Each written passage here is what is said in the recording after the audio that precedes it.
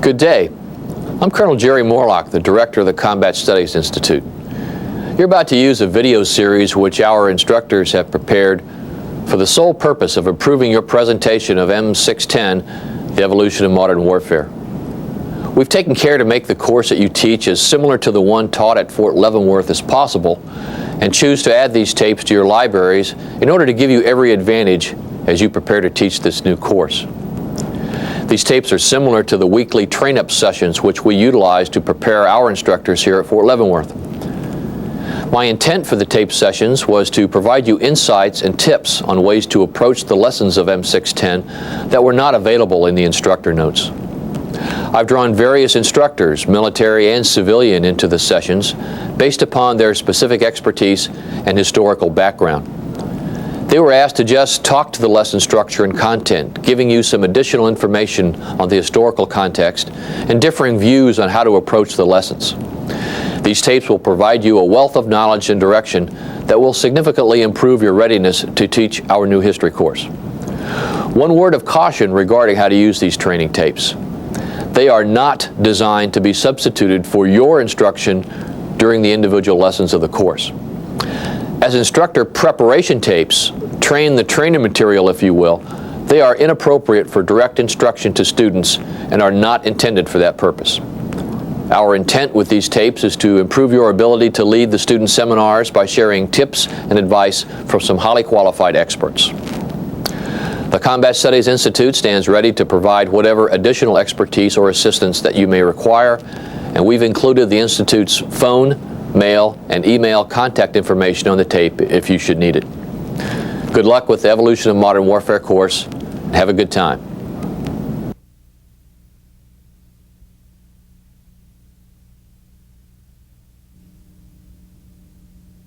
Hi, my name is Mike Perlman. I teach at CSI, Combat Studies Institute, Command Staff College at Fort Leavenworth. Jeff Shadburn, Jerry Brown, and I are going to discuss some of the issues here to Lesson 11, the Pacific War. Hopefully you'll get some ideas that you can run with and probably do a better job than any of us ever do when we try to teach this course here, which really wouldn't be a high standard at all.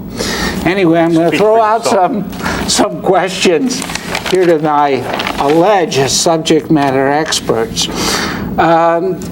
We've got here, for instance, you've got these three learning objectives. Analyze the major events in the Pacific War from 1943 to 1945. Let me, number one, say I think this is a misprint. The Pacific War for the United States, of course, goes from 1941, from Pearl Harbor to 45, and we're going to focus here on the war as a whole, just not the latter period, which is the period in which the United States goes on the strategic and operational offense. Anyway, on Pearl Harbor Day, or actually before Pearl Harbor Day, the United States Armed Forces has been in staff talks with the British, so at least we have a strategy to be executed after Pearl Harbor Day. It's obviously a contingent strategy. It's to be executed if the United States becomes a belligerent. And essentially, well, subject matter experts, what is the strategy for the Pacific theater in what is a global war? The first thing is to make sure you focus on the primary threat to the United States, which is perceived as Germany, which means against the Japanese Empire. You're going to have a strategic defensive action to ensure that you don't siphon off strength that you're going to use against Germany. Now, what is the what's considered the worry in December 1941 if the United States goes on a two-ocean or two-continent offensive war in both directions at the same time? Worst case, what's the response? I'm not sure what you're getting after that, but the worst case scenario is Britain's been knocked out of the war and it's the United States alone. Only Britain? Well, we've got another France, ally. That's right, France as France well. has already been knocked out, and now the France- Soviet Union. And the Soviet Union is has not a not done player. very well in the first 6 months of their war. In fact, when he's talking about the Soviet Union may not have entered the war at all, so it's a undivided Germany this is- that's conquered Great Britain, Well, France. this is December 1941. The Soviets are on the doors of Moscow. They're on the doors of Leningrad. They've captured Kiev. They're moving in towards, well, not yet towards Stalingrad. They are hanging on by their fingernails. The worry is that if the United States does not reinforce Europe quickly, if it beats Japan, it will then have to turn around and beat Germany with who as allies? The United States as allies? Or Yeah, well, who will be? Do you want to take on the Germans one-on-one? Absolutely. The United States, worst case, absolutely no allies. So your perfectly sensible solution is what? Is hang on to the continental United States while you build up your combat power to project it into Europe. And what does this mean for operations in the Pacific if for unforeseen circumstances we go to war with Japan? Wouldn't it be, by the way, better if we did something which would deter Japan? I got a brilliant idea. I mean, I'm so smart I can't stand myself, just like you can't stand myself. Let's move the fleet from San Diego to Pearl Harbor on the grounds of that this will deter the Japanese from moving at all. And therefore, we won't have a war because we'll put them in a box. Well, Isn't that great? in fact, as long as we do that, why don't we put some long-range bombers into the Philippines that can reach all the way to Japan? Oh, you mean those B-17s? Of course, they Yeah. can't reach Japan. Well, but that's true. okay. They can Well- reach into China. Well, they can reach Formosa, They but cut off all this will do. Oh, you guys are as smart as I am, which says something for you. Or In not. other words, we won't have to use this stuff. We'll just make sure that they'll be so intimidated that they won't be a threat to American or British vital interests in the Philippines, Singapore, or what's then called the Dutch New Netherlands, which will become Indonesia after the war. Okay, we've agreed? And they won't move? No, absolutely not. Japanese won't. They'll be intimidated and they won't do anything. Okay, so then we only really have to worry about this war in Europe. That's a great idea. How do you justify that in light of the fact that for the previous 30 years, Plan Orange had been our primary strategic focus? What's this Plan Orange? I haven't heard of anything yet. Well, would you explain what this Plan Orange is? was one of the color plans that had been initiated back under the presidency of Theodore Roosevelt. As a law? Not Franklin. No, I said Theodore. Okay. As a contingent for the defense of our interest in the Far East. Which is particularly the Philippines. So it's a hostage rescue plan if the Japanese take the And Philippines. this plan had been worked on for more than 30 years. It had been revised and war gamed and studied, and everybody considered this to be the most likely scenario until the late 1930s. Well, likely scenario. War, in which the United States might become involved. But Well, actually, the most likely war we're going to have by most Americans is against Mexico. But if we go to war in the Pacific and the Philippines seem to be some sort of hostage, it's virtually it is adjacent to Japanese home waters. They can take it. We have to have a plan to take it back. But, by the way, if we put these B-17s in the Philippines, in Luzon, Clark Air Force Base, and we move the fleet into Pearl Harbor, I guarantee you the Japanese will be too intimidated, so we don't have to rescue the Philippines. They'll simply quake in their boots. Of course, if I'm wrong, we got some B-17s that will be shot, will be destroyed, not even getting off the ground. And we're going to have some battleships like the Arizona. Lots of good men are going to be dead. The next thing to look at it to make that work is you have to be able to protect what you extend out there to intimidate the Japanese. And what MacArthur, he predicts that he'll be ready to defend Luzon effectively against the Japanese by the summer of 1942. But before then, the Filipino army won't be ready. So does this mean the Japanese look upon, obviously, a deterrent to us may look like a threat to them, and they have a window of opportunity to close this threat? Because if they wait, the Philippines will be stronger to defend. The other thing is that in 1940, America passes its first great naval building budget, the third Carl Vinson bill, since, I don't know, since the days of Theodore Roosevelt. Right. So this fleet, stronger. Well, this fleet will come in with 12 new aircraft carriers. Not these Jeep carriers, you know, the big enchiladas. I think it's 17 new battleships in 1943. Meaning if Japan is going to move, they've got 2 to 3 years to move. And what looks like a deterrent, which is to stop them from moving, becomes a target to be hit.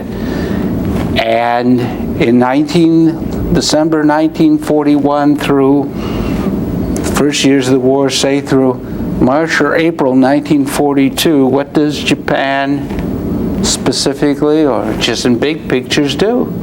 They try and extend the control of the Pacific as far as they can get it to create a large buffer, so that as they go into war with the United States, if they can create that buffer, they can make it more difficult for the United States to reach all the way to Japan, and then they can take more control of the situation. They have time to do that. The Japanese Empire, as of December 1941, it is Formosa. They have they've just established control of Cam Bay, projecting out into the, and I was confused east and west in this world.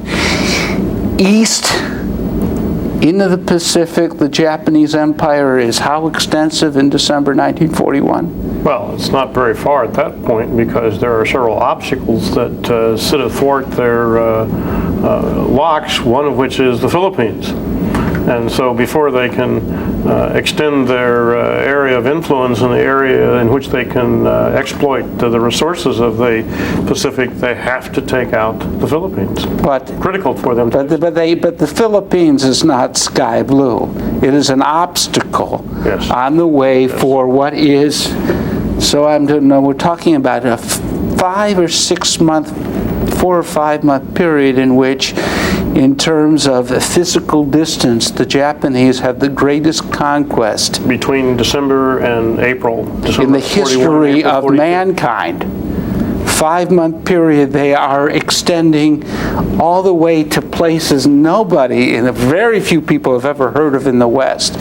Some god-awful place, Guadalcanal, or to the eastern tip of New Guinea, a place called Buna, in which does what to the U.S. strategy, which going into Pearl Harbor is to hold defensive perimeter from Alaska to Hawaii to the Panama Canal, beat Germany.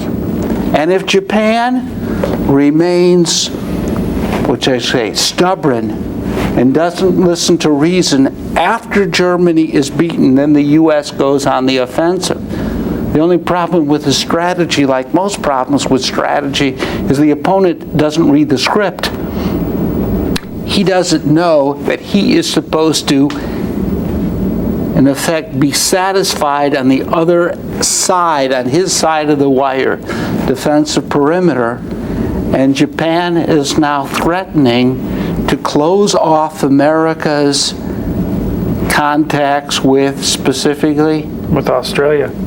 as Australia is going to be for the United States, something like Britain will be for the European theater. It is the major base from which America will project its combat power and the strategy, which means that now the United States, by 1942, will be making commitments by, I guess it's mid-1942, commitments which it never foresaw in the original concept of strategy in the Pacific. And conversely, the Japanese have expanded far beyond their initial expectations. Because I guess they were putting the pedal to the metal and say, I'll go as far as my logistics tail can take me, and there's not much physical. The resistance out there is natural. It is nature, it is the water, it is your own ability to simply get there. And they're extending far beyond their initial concept because, as you said, Jeff, what? They have this idea that the further and further we extend, the more and more difficult it will be for the U.S. to push us back to our inner core empire, which we must maintain under all circumstances. In other words, I'm getting strategic depth, and that's always a good idea. Well, not really. I think the Japanese will find that out. One of the problems they have in trying to establish that buffer is, it's the other side of that, the second learning objective we have, even though we're going to look at the U.S. as far as divided command, but for the Japanese, the Pacific is a Navy theater, at which once the Navy seizes the outer perimeter for the empire, it's going to be defended by the Army. But the Army's main effort is in China. And while they're prepared to... It will always be in China. It will always be in China. While they're prepared to defend what's agreed upon in the Pacific, when the Navy extends control past those agreed areas, it will cause the Army forces not to be increased in the area, so they will become less strong and further out and won't be preparing defenses where they had originally agreed on the outer perimeter. But they will be, because they will be in areas in which they are new to that area. Yes. New Guinea, the Solomons. They don't have time to prepare, and certainly the combat environment is horrendous for everybody. They spend so much time pushing out that they continue to push until the United States is ready to do something about it, and so they have less time to prepare. Whereas if they would have had a less strategic depth, they would have had more time to prepare what they had seized instead of less time to defend even more. Well, in this case, as horrendous as these two America ground forces' first two battles, Guadalcanal for the Marine Corps with an Army division, Buna with MacArthur, and most of the casualties, Americans, are one of disease, exacerbated by malnutrition. As bad as it is for us, it's even worse for the Japanese, because they are extended really beyond their reach. The Navy can relatively isolate this area. If the Japanese were well fed and sustained, I think they'd be holding Buna today. Most of their casualties are malaria and disease, and we have a hell of a time getting combat power there. And it is relatively weak, but they are a shell when we get into contact with them. Somebody says it reminds historians, like Burma in the rainy season. You in effect have got these two, a lion and a tiger, but they're chained down. And they only get the extent of a little paw out there, because their problem is even getting out there at all. You only move a company down a trail, that's all you can come in. You may have a whole division attacking, but only a company can come in contact at a time. Which is MacArthur's problem at Buna. The thing that saves him is that the Japanese are so strapped of basic food and medicine that they are almost withering on the vine out there to begin with. All right, so we've got this in 41, 42. And beginning in mid-42, the United States does make greater commitments than it had ever conceived, but originally now, commitment is justified as protecting the lines of communication to Japan, to Australia. In other words, I'm still considering this within the strategic defensive that I will have in the Pacific until we beat Germany. But like many things in war, you get a ladder up. Now you have beaten the Japanese at Buna. You have beaten the Japanese at Guadalcanal and then at Bougainville, which is also in this area here of lines of communication to Australia. Now the question is, what do we do next? Well, you got two choices. One is, once you've solidified and held that line of communication Well, isn't that Australia, wasn't that my purpose? yes, it says your one choice is at that point in time, fall back on the defensive and shift your resources back to Europe. Sounds good to me. Your other choice is to change your mind and say, look, right now we've got them backpedaling. We've got to keep them. We've got to keep pushing to keep Because them if from we getting don't, set. You got them because they're not set. going to consolidate. They consolidate, they dig in, they fortify, and boy, that's going to be a tough nut to crack when you go after them in 1945 or 46 or 47. or 47. But there's also another condition that makes that possible, and that is that mobilization is being more successful than anticipated. More equipment is coming off the production line than you had anticipated. So now you have more resources to do more with. Now there's another issue on this because this is a theater of a global war. Yes. And that is the United States is still not putting ground forces of any great strength into Europe because we still have a Mediterranean strategy. And how many divisions can you put into Sicily? Meaning that now, because in effect the cross-channel invasion is now being put on hold, while America and the British are debating this whole strategy and this issue. And the other thing is that the Russians have survived 41. They have survived at Stalingrad for the winter of 42-43. They are holding their own.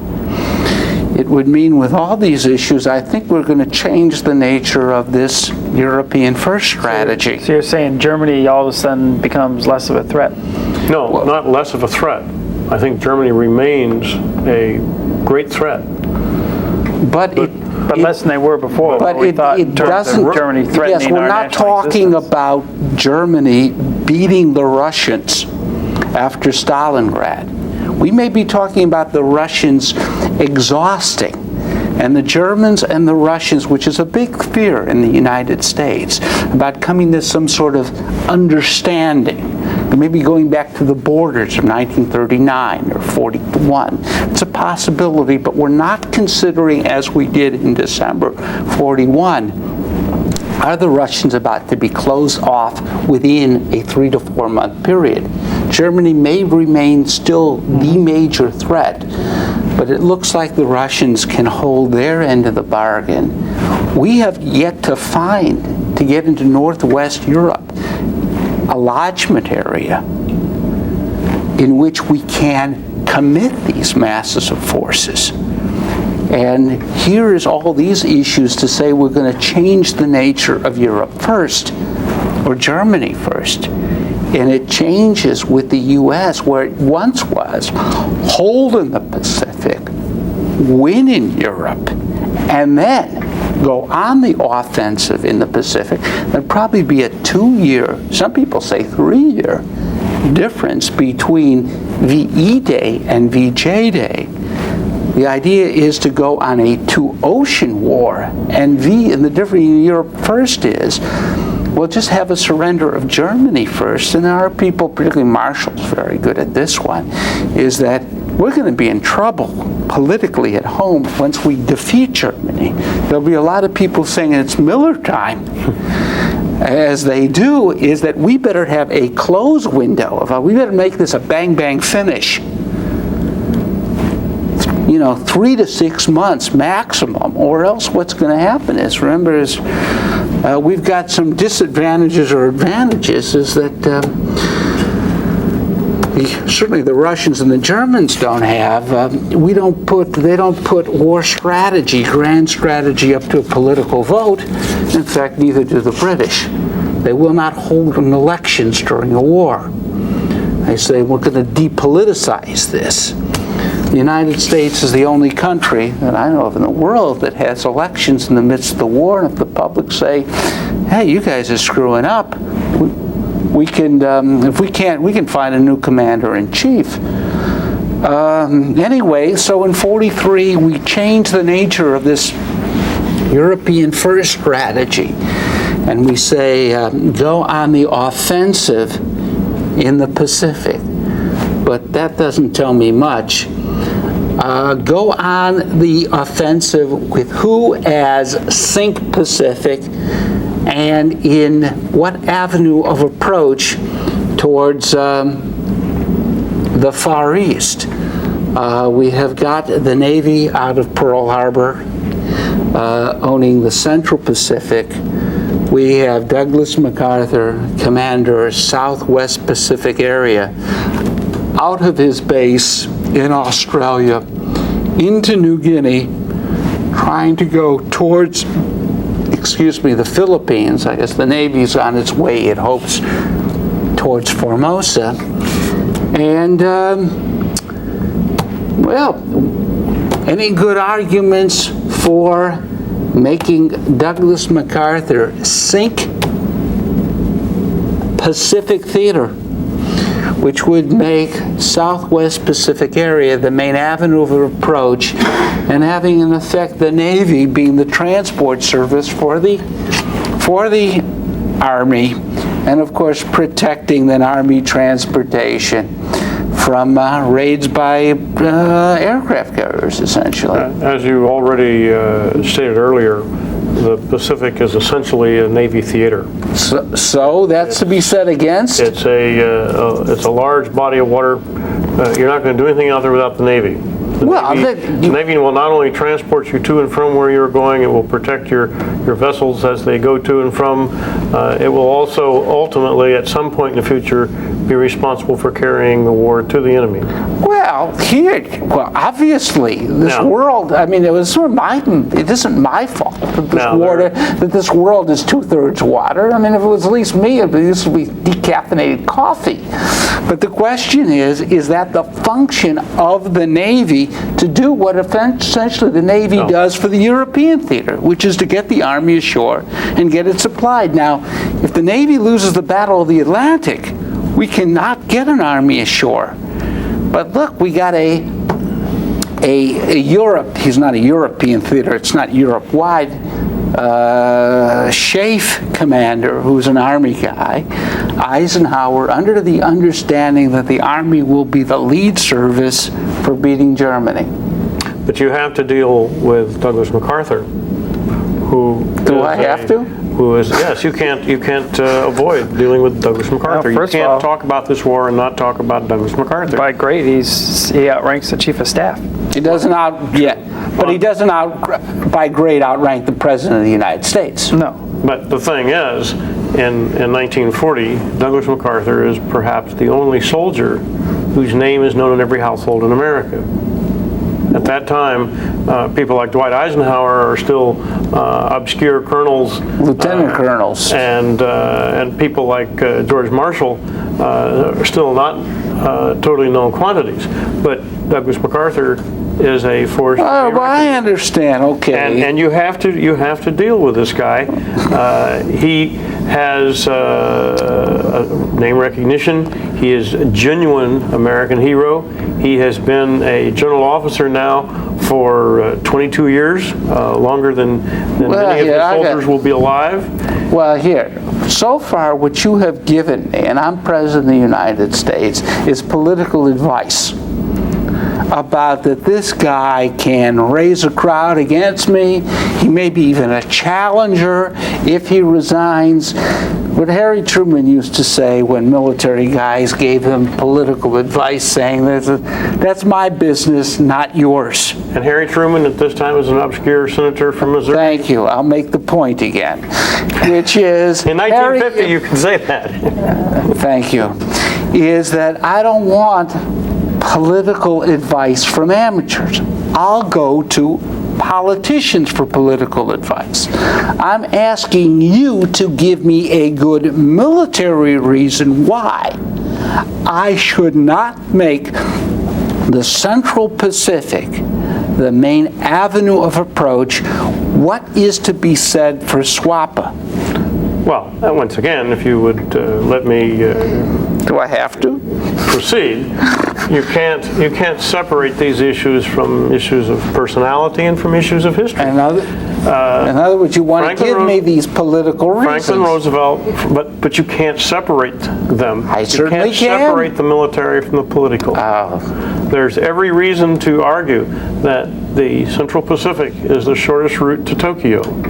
There's every reason to argue that Plan Orange, which had been worked on for Navy, for not three the decades, Army. for 3 decades, in fact, came up with the best possible solution to defeat a Japanese threat in the Pacific. Well, what would be, I wish we had maps here, what would be the downside of using this extraordinary fleet, particularly these vast aircraft carriers, as fire support for Douglas MacArthur's hopping up the spine of New Guinea back to the Philippines, which I guess we could argue as a base, particularly when we could then reconstitute it as a submarine base to cut off Japanese supplies to the Southwest Pacific area, which is particularly its energy and petroleum supplies. As it turns out, you don't need the Philippines as a submarine base. Pearl Harbor works very fine. All the more reason now than to argue that General MacArthur should be made some backwater commander, except for the fact that he's got name recognition. There's another reason, and once again, you will perhaps disagree with it because it is a political, moral obligation, and that is when MacArthur goes on the national media in March of 1942 with his famous I shall return speech. This is a commitment which the United States is going to find it very difficult to turn its a blind eye to. First of all, we have a moral political commitment to the Philippines. Yes, but you know how you can get the Philippines?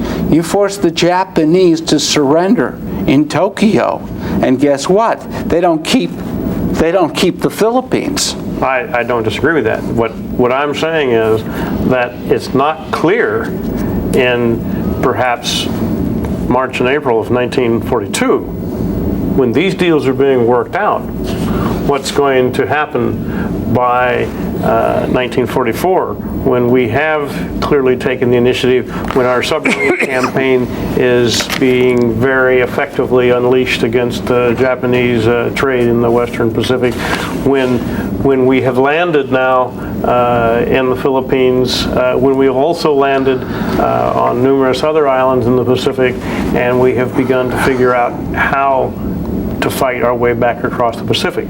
Nobody can predict in the early months of 1942 how successful the Fast Carrier Task Force is going to be. That is all yet in the future. There are people who make claims, who prophesy, who foresee, but nobody can tell you yet how successful that is going to be. And there are those Americans who have that great sentimental feeling for the Filipinos, who have been painted in American propaganda as suffering grievously under the occupation of the Japanese. If they do resist, collaborators don't suffer. But people who resist do. And I'm not saying they don't. I'm just saying there's a tremendous propaganda effort. So far, in the United States. So far, I haven't given you a single military reason. Thing that will not pass such things as you've given me lots of political reasons. Well, and presidents get to office by being political High-level people. strategic decisions are often made for political reasons. Well, not for military reasons. but political means a lot of different things. You're talking essentially domestic political, Okay. as opposed to international political. This is a domestic political issue. Thank you. When I run for county commissioner, I know who to make my campaign chairman, Jeff. And there's something is going to happen in November of 1942. There's going to be a congressional election, which will perhaps be a mandate on the conduct of the war up to that point. And 1942 has not been a happy year for the United States fortunes around the world. No question about it. Is one of the things reason why when Franklin Roosevelt gets into Guadalcanal, which is the longest battle in American history. I'm not even sure we should call it a battle. It's a campaign that lasts for approximately 6 months from August of 42 to January, is that he as sure as hell doesn't want a loss to stare him in this face. But now that we have got Guadalcanal, the question, and we made the decision for, I think, justifiable military reasons, that the world has changed since December, that we can go on a two-ocean offense or a two-continent offense at the same time. The question becomes, for the Pacific, what should be the avenue of approach? Now, MacArthur obviously wants to make it his area of operations. Well, you asked before. Nimitz wants to make it his area of operations. What would be the downside, since you apparently don't think there is much Before you get to the downside, you asked for the military reasons why you should focus on MacArthur going up the Philippines. Yes. The first one is to interdict the Japanese line of communication into the Southern Resources area. Okay. If you focus on the Central Pacific first, trying to get to the main islands in Japan, you are not going to be able to invade the main islands in Japan until you can weaken their military machine, and you can't do that unless you interdict their access into the Southern Resources area. It's actually done through the submarine campaign, not by taking the Philippines. Again, that's not predicted that can be effective. And if you take a there's look another at the German thing on this. They would be more effective if we could liberate the Philippines. Even I can understand that when you were projecting all the way from Pearl Harbor, your turnaround time and your petroleum expenditure just to get in this area, you obviously would like a base. Now, it so happens that the submarines are effective prior to the liberation of Luzon, which I guess isn't really until December of 44. But that's not predicted. Okay. Largely as a result of Japanese inability. If you could retake the Philippines in early 1943 or mid-1943 and effectively interdict those locks from the Dutch East Indies, then that would be a strong military argument for the SWAPA. The problem is, however, that in the early months of 1943, you're still mopping up in New Guinea. You're a long way from being ready to go to the Philippines yet. And you have other places that still have to be dealt with. Which is kind of interesting, because when you look at the decisions that are being made, they're based on timetables that are years out, not in a matter of months. They're trying to say, we think in 6 months this is going to be the situation, and they make decisions based on that prediction. And it's kind of interesting to watch that go on.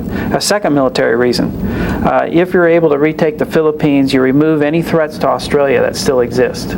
From the Japanese. Now that's not a major reason, because from the Philippines they can only reach, I think, with air power into the northwestern part of Australia. And there's nothing there. So except you Port could argue, Darwin, which is probably overblown as a So you could still argue asset. that may be primarily a political reason as opposed to a military reason. And then you also have the possibility of being able to bring in Filipinos into the American Armed Forces, but I don't think that's a major reason either.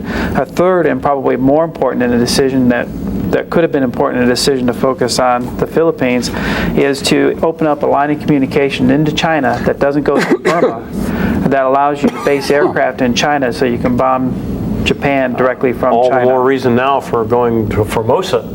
Yes, which means Formosa. So you go through the Philippines to reach Formosa. Well, or else a direct move from the Central Pacific to Formosa.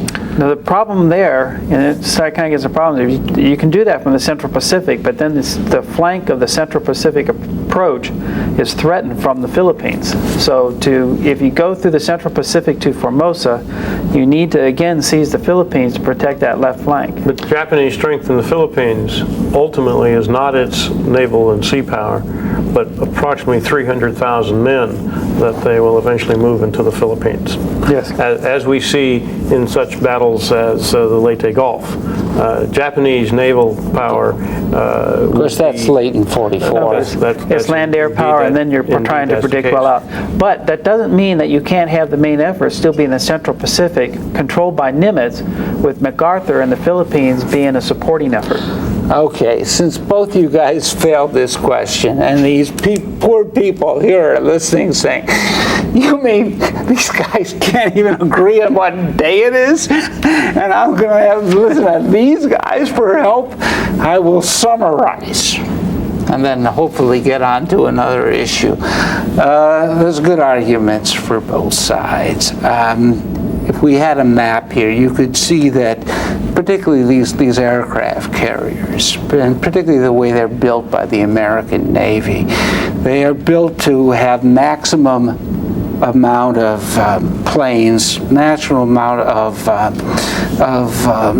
of munitions, which means, as I've said before in a prior one, they're made with teakwood decks rather than they are today with steel decks.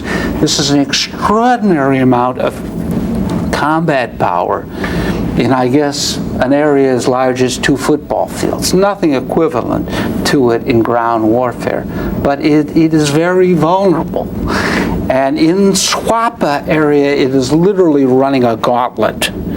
It would be far, far preferable to use the Central Pacific, which is massive amount of water with little, I'm looking for the words, they're not even islands, what do we call them? The atolls. Little atolls here in which an aircraft carrier, well, the job is to hide or disguise its position.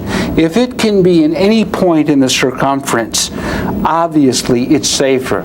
If you go against a place like New Guinea, by its very width, you're cutting it, it can only be in half the circumference. I'm immediately cutting off 180 degrees of searching for it. So it is hell for aircraft carriers. But on the other hand, what MacArthur does have, there's no room for maneuver in aircraft carriers or capital ships or cruisers.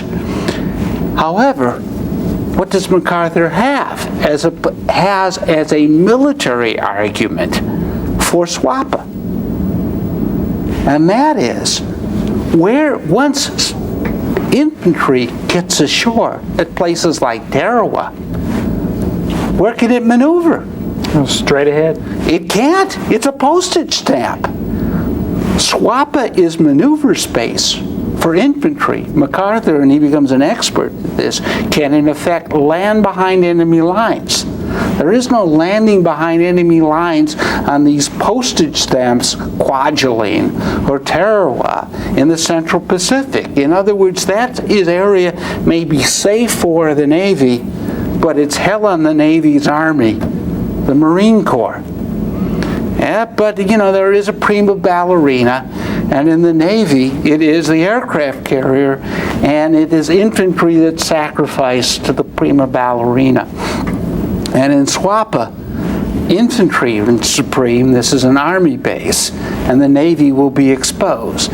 So there are good arguments to be said for, or bad arguments to be said for either avenue of approach. And the final American solution, when there are good arguments or bad arguments on either side, is, okay, same arguments for A, same arguments for B, and my final decision will be A or B is what?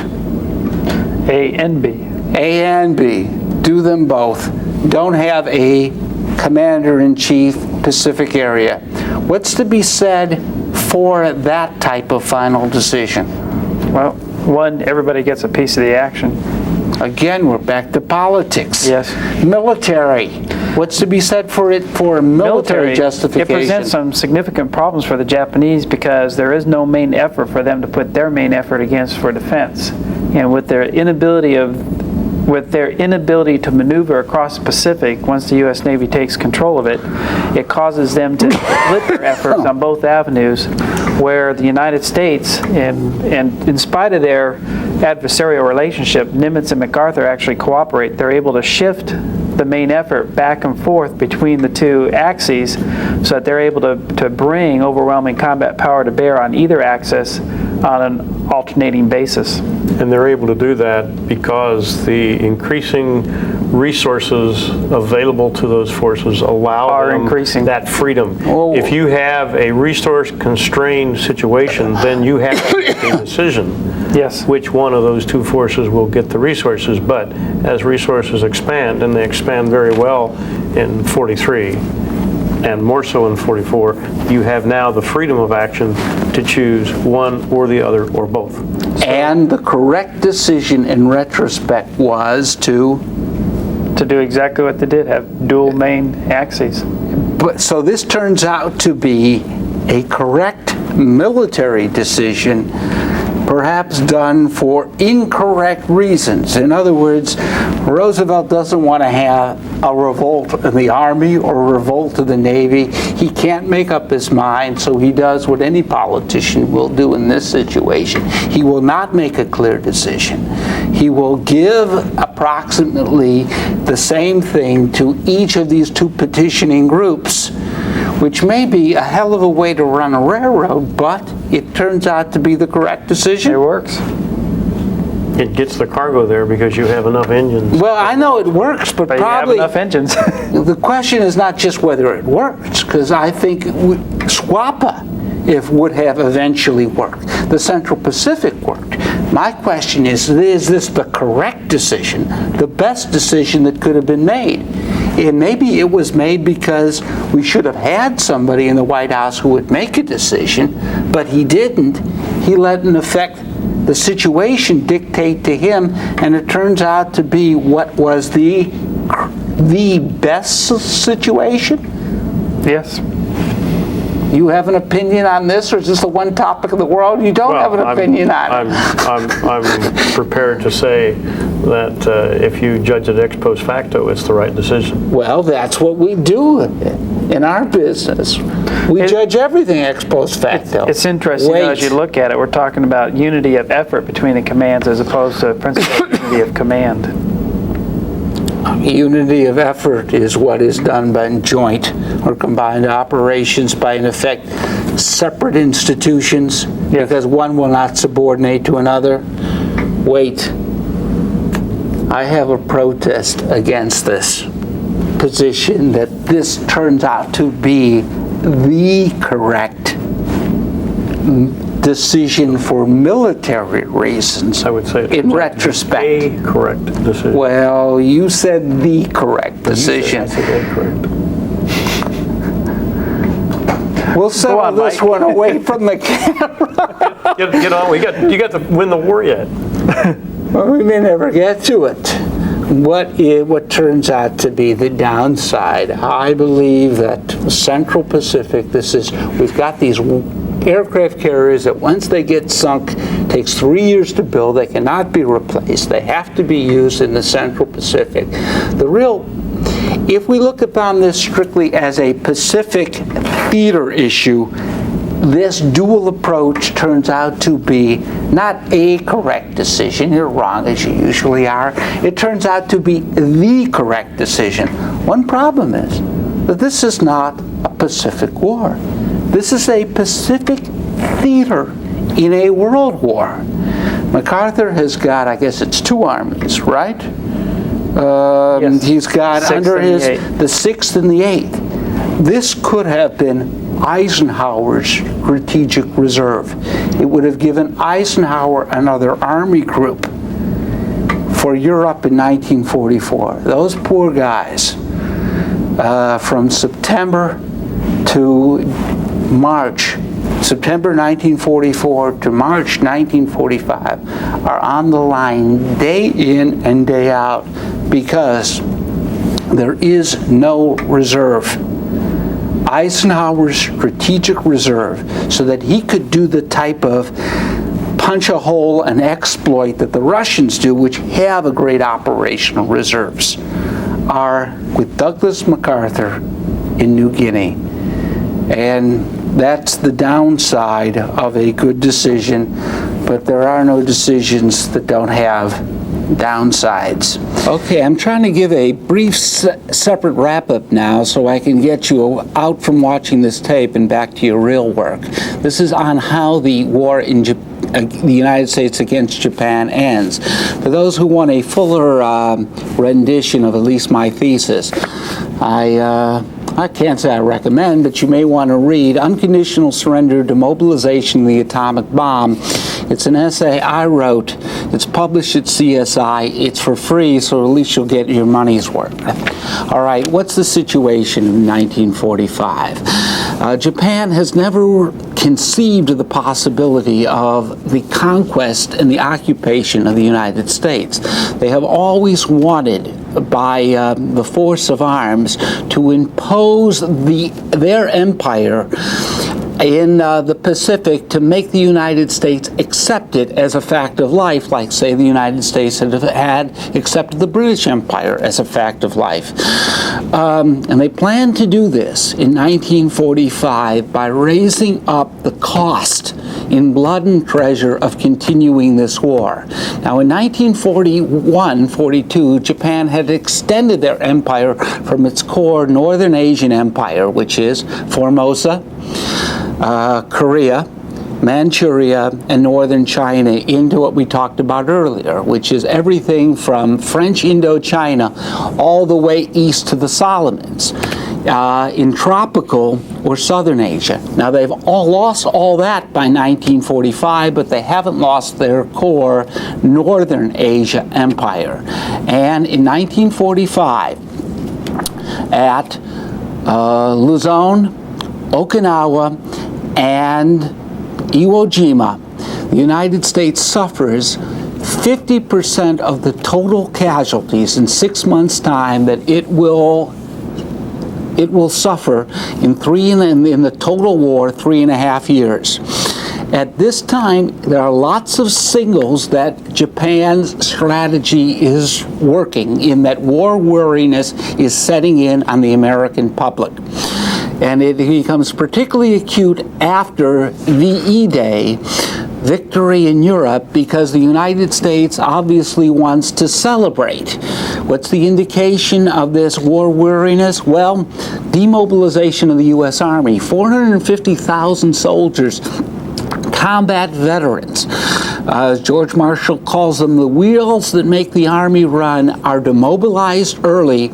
Congress is talking about demobilizing another 1 million men, and we have yet to face what is the worst problem, maybe in this entire war, which is the invasion of the home islands of Japan. Japan plans, they know exactly what beaches we're planning to invade, have virtually called the time, our order of battle, meet that force on the beachhead, knock it back, and then negotiate. Assist a peace treaty in which they will retain control of, obviously, Japan itself. There will be no demilitarization, no war criminals. The Japanese Army will retain control of the Japanese government and their Northern Asian empire. Well, what's the U.S. response to that? We demand unconditional surrender. At the same time, we demand demobilization of our own army. So there's an enormous gap between Japanese demands, U.S. demands, and also a growing gap between U.S. demands and the price in blood and treasure that the U.S. will pay for it. How do you close that gap? Well, in war, you do it with armed conflict. But I think we've about had it in the blood that we are willing to spill of our own blood. And the way how you close that gap in 1945, you guessed it, is the atomic bomb. This way America can have its war aims and demilitarize and change the political structure of Japan without paying the price on the beachheads that Japan would have extracted from us. Okay, gang, hope you enjoyed it.